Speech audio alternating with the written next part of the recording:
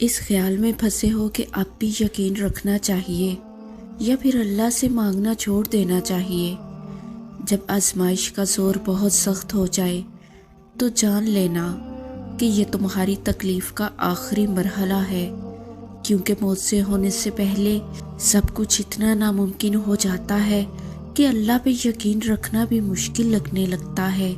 آسانی آنے سے پہلے چیزیں اتنی بگڑ جاتی ہیں کہ سب ختم ہوتا ہوا دکھائی دیتا ہے۔ تو اگر کبھی زندگی میں تم اس مقام پہ پہنچو جہاں لگے کہ اب مانگنا چھوڑ دینا چاہیے، تو یاد رکھنا کہ وہی مقام اللہ نے اپنے کن کے لیے چن رکھا ہے۔ یہی وہ مقام ہے جہاں اللہ نے تمہارے نصیب کا آخری فیصلہ کرنا ہے، اور یہی وہ مقام ہے جہاں تمہیں دعا کرنی ہے، بہت ساری دعا، اور ہر خوف کو بھلا کر اللہ پہ توکل کرنا ہے۔ حالات کتنے ہی خراب کیوں نہ ہو جائیں، تمہیں اللہ کی قدرتوں کا انتظار کرنا ہے، کیونکہ اللہ کی قدرتیں ہی تم تک تمہاری من چاہی چیز لا سکتی ہیں، اور وہی لائیں گی۔ سنو، دعا مانگتے ہوئے قبول ہونے یا نہ ہونے کا شک دل میں نہیں رکھتے کہ پتہ نہیں یہ دعا قبول ہوگی بھی یا نہیں، پتہ نہیں یہ چیز ہمیں ملے گی بھی یا نہیں، پتہ نہیں یہ کام ممکن ہو سکے گا یا نہیں۔ یہ سارے خدشات تو تمہاری ذات کے ہیں۔ اللہ کی ذات تو اس سے کہیں زیادہ وسیع ہے۔ وہ تو معجزوں کا بادشاہ ہے۔ وہ جب چاہے حالات بدل سکتا ہے، وہ جب چاہے دل بدل سکتا ہے، وہ جب چاہے لا حاصل چیز سے نواز سکتا ہے، وہ جب چاہے نصیب بدل سکتا ہے۔ اللہ وہ سب کر سکتا ہے جو تم نہیں کر سکتے۔ تو جس کی ذات لامحدود ہو، اس سے محدود دعائیں کیسی؟ اپنے اعمال دیکھ کر نہیں، اس کی شان دیکھ کر مانگو۔ جس نے تمہیں بنایا ہے اس سے بہتر تمہیں کوئی بھی نہیں سمجھ سکتا۔ اور یاد رکھو، کائنات میں ایسا کچھ بھی نہیں جو ہمارا رب نہیں کر سکتا۔ کائنات میں ایسا کوئی زخم نہیں جسے اللہ نہیں بھر سکتا۔ زندگی مشکل ہو یا آسان، ہر کسی کو پھر بھی یہ پیاری ہوتی ہے۔ دکھوں کو دیکھ کر جی چاہتا ہے سانس ابھی رک جائے، لیکن پھر ان چند لمحوں پر جب نگاہ پڑتی ہے جن کی سانسیں ہماری سانسوں کی وجہ سے بحال ہیں، تو زندگی کچھ آسان لگنے لگتی ہے۔ ہم ہمیشہ ان چیزوں میں کھوئے رہتے ہیں جو ہمارے پاس نہیں ہوتی، اور ان چیزوں کو بھول جاتے ہیں جو ہمارے پہلو میں بیٹھ کر محبت بھری نگاہ سے ہمیں تکتی ہیں۔ یہ زندگی خدا کا تحفہ ہے، اس کا ایک ایک لمحہ جینا سیکھو، اسے مسکرا کر بسر کرنا سیکھو۔ جو چلا گیا اس پر صبر، اور جو پاس ہے اس پر شکر کرنا سیکھو۔ سارے پچھتاووں اور وسوسوں کے بغیر اسے ایک نئی نگاہ سے دیکھنا سیکھو۔ اللہ سے بات کرنا سیکھو، اللہ پہ یقین رکھنا سیکھو، اللہ کے انتخابات پہ خوش ہونا سیکھو۔ کب تک بھاگتے رہو گے ان کے پیچھے جو تمہارے ہیں ہی نہیں، اور کب تک نظر انداز کرو گے انہیں جو تمہارے وجود کا حصہ ہیں؟ آخر کبھی نہ کبھی تو یہ تھکن تمہیں واپس تمہارے ٹھکانے پر لے آئے گی۔ پھر تم ملال کرو گے اس وقت کا جو تم نے لا حاصل کی ہوس میں گزار دیا۔ جب سارا قرآن تمہارے لیے اللہ کی محبت کی گواہی دے رہا ہے، تو پھر کیوں تم اسی سے منہ پھیرے ہوئے ہو؟ تم اپنا تعلق قرآن سے مضبوط کر لو، اللہ تمہیں ہر معاملے میں اپنا مددگار نظر آئے گا۔ تم دل سے اس کے فیصلوں کا احترام کرنا سیکھو، وہ تمہارے فیصلوں میں تمہارا ساتھ دیتا جائے گا۔ اسے منانا مشکل نہیں ہے، بس شرط یہ ہے کہ تم محبت سے سر جھکا کر اس کی مانتے رہو، وہ اتنی ہی محبت سے تمہاری مانتا جائے گا۔ اللہ ہر اس آنسو سے واقف ہے جو تم نے مسکراتے ہوئے پلکوں کے پیچھے چھپا لیا تھا، وہ ہر اس دعا سے واقف ہے جس کے لیے ہاتھ اٹھاتے ہوئے تمہارا دل تکلیف سے پھٹ رہا تھا، وہ ہر اس فریاد سے واقف ہے جسے تم نے تڑپتے ہوئے زبان میں دبا لیا تھا، وہ ہر اس صدا سے واقف ہے جب تم نے کرب کے مارے سجدے میں گرتے ہوئے اللہ کو پکارا تھا، وہ ان راتوں کی وحشت سے بھی واقف ہے جب سب سو رہے تھے اور تم نے آواز کے خوف سے دردناک چیخ کو ضبط کر کے منہ کو ہاتھوں سے دبا لیا تھا۔ وہ ہر اس لمحے کی اذیت سے واقف ہے جب تمہیں لگا تھا کہ تمہیں کوئی سن نہیں رہا، تمہیں کوئی دیکھ نہیں رہا۔ تب بس وہی ایک تھا جو تب بھی تمہیں سن رہا تھا، دیکھ رہا تھا۔ تم اسے نہیں سنتے، لیکن وہ تمہیں ہر گھڑی ہر لمحہ سنتا ہے، وہ سب جانتا ہے۔ بس وہی ہے جو دل کے حال جانتا ہے، بس وہی ہے جو یہ حال بدل سکتا ہے کہ اس کے جیسا اور کوئی نہیں۔ تو سنو، بس دعا کرو اور باقی سب رب پر چھوڑ دو۔ باقی تمہارا رب بہترین جانتا ہے۔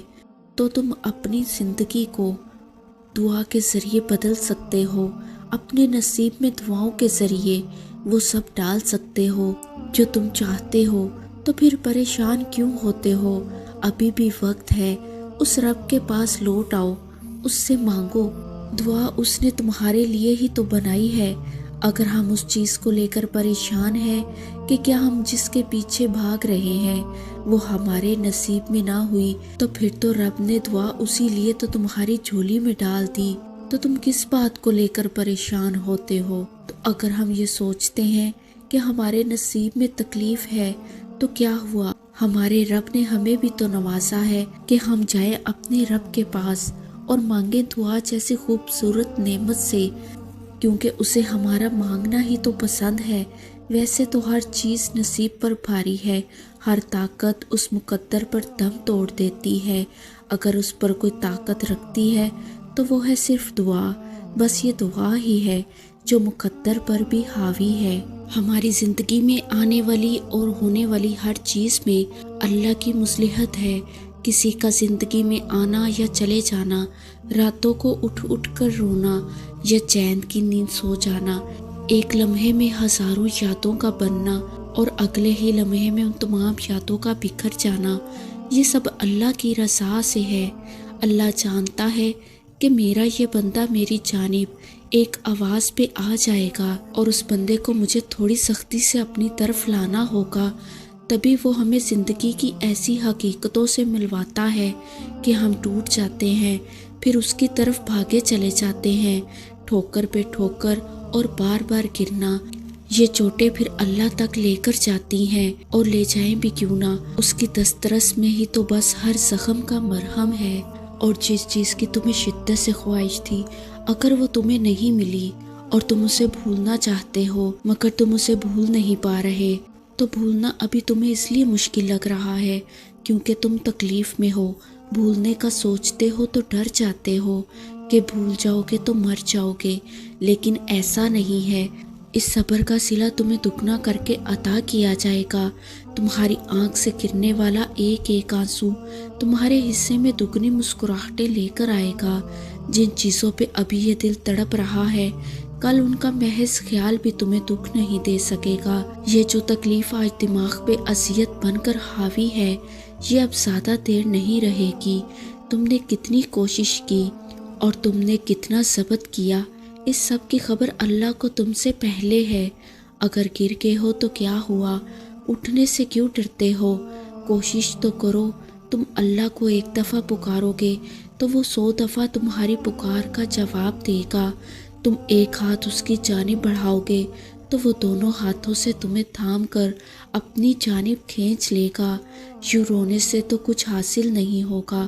گر کر اٹھنا سیکھو، اللہ پہ یقین رکھنا سیکھو۔ اللہ ہر دعا کا جواب دیتا ہے، بس ذریعے مختلف ہوتے ہیں۔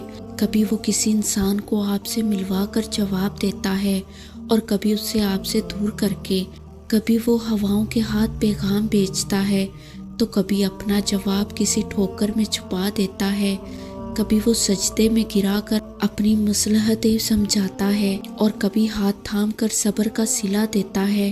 آزمائش کا آنا اور روح کا ریزہ ریزہ ہو کر بکھر جانا بے وجہ نہیں ہے۔ کبھی تکلیف میں ہو تو اللہ کو محسوس کرنا، پھر اس کی موجودگی بھی دکھائی دے گی اور اس کی سرگوشی بھی سنائی دے گی۔ تڑپ دل میں وہ تبھی اتارتا ہے جب وہ تمہیں یاد کرتا ہے، پھر تب وہ چاہتا ہے تم اس سے بات کرو اسے اپنی کیفیات سناؤ، اپنی ساری پریشانیاں اس کی دہلیز پر چھوڑ آؤ، ہر فیصلہ اس کے سپرد کراؤ، تاکہ بس تم اور اللہ رہ جائے۔ پھر سے مسکراؤ اور سب بھول جاؤ۔ مٹھاس تو پھر اسی کے ذکر میں ہے، اور سکون کے لیے تو اس کا نام ہی کافی ہے۔ تم تنہا نہیں ہو، تمہارے ساتھ اللہ ہے، اور جس کے ساتھ وہ ہو اس کے ساتھ تو کائنات کی رونقیں جلتی ہیں۔ تو پھر یوں مایوس بیٹھنے سے کیا ہوگا؟ موزہ تو اللہ کے روبرو کھڑے ہونے سے ہوگا۔ یقین کا دعویٰ کرتے ہو تو یقین رکھو بھی۔ یہ سوچ کر کیوں گھبراتے ہو کہ آگے کیا ہوگا؟ جانتے ہو کیوں یہ بے چینی تمہیں ستاتی ہے؟ تم جلد باز ہو، تمہاری جلد بازی تمہیں تھکاتی ہے۔ تم ہر بار نافرمانی کرتے ہو اللہ کے فیصلوں کی، مگر آخر میں اس کی محبت تمہیں تمہاری محبت سے بچاتی ہے۔ تمہیں ہر حفاظت سزا ہی نظر آتی ہے، تم دیکھتے نہیں، پر زندگی تمہیں ہر ایک کی حقیقت دکھاتی ہے۔ جس نے سنا ہے تمہیں ہر دفعہ، اس کی بس ایک دفعہ سن لینے سے کیا ہوگا؟ کافی کر کے دیکھو اللہ کو، پھر تمہیں کچھ بھی نہ چاہیے ہوگا۔ اس کی چاہ کو چاہو، پھر وہی ملے گا جو تم نے چاہا ہوگا۔ اسے راضی رکھو، پھر وہی ہوگا جس پر تمہارا دل راضی ہوگا۔ سب کا سب تمہارا، جب تمہارا کارساز اللہ ہوگا۔